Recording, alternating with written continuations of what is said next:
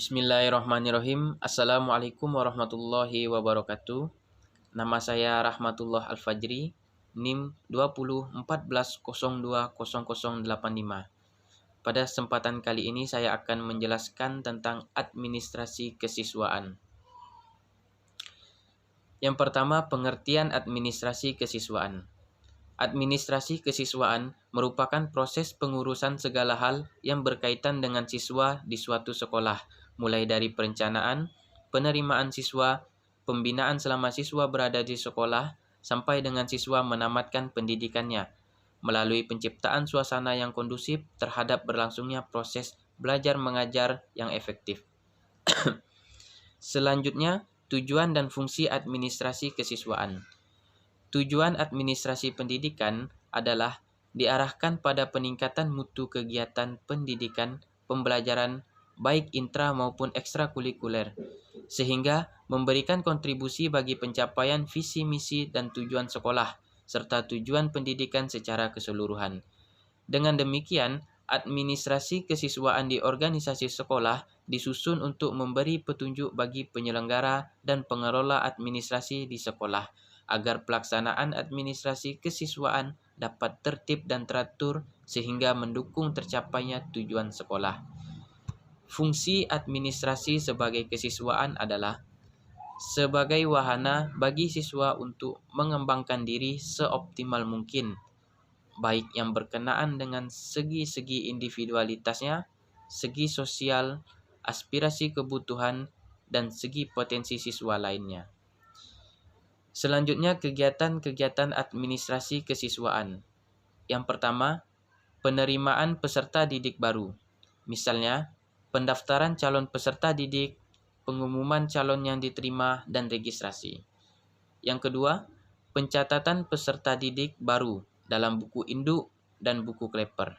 Misalnya, data yang diisikan identitas orang tua wali dan alamat dan sebagainya. Yang ketiga, pembagian seragam sekolah beserta kelengkapannya, seragam praktikum, seragam pramuka dengan tata tertib penggunaannya. Yang keempat, pembagian kartu OSIS beserta tata tertib sekolah yang harus dipatuhi, termasuk sanksi terhadap pelanggarannya. Yang kelima, pembinaan peserta didik dalam pembinaan kesejahteraan peserta didik. Misalnya, kesejahteraan mental seperti penyediaan tempat sholat, bimbingan konseling, dan sebagainya. Kesejahteraan fisik seperti sanitasi lingkungan, UKS, keamanan sekolah, kenyamanan, dan sebagainya. Kesejahteraan akademik seperti perpustakaan, laboratorium, tempat belajar yang memadai, bimbingan belajar, penasihat akademik, dan sebagainya. Organisasi seperti OSIS, PMR, pecinta alam, koperasi, PKS, dan sebagainya. Kegiatan-kegiatan ekstrakurikuler seperti pengembangan bakat, minat, prestasi, hobi, ekspresi, seni, dan sebagainya. Selanjutnya, peranan guru dalam administrasi kesiswaan. 1. Dalam penerimaan siswa, para guru dilibatkan untuk ambil bagian. Yang kedua, dalam masa orientasi, tugas guru membuat agar para siswa cepat beradaptasi. Yang ketiga, pengaturan siswa di kelas.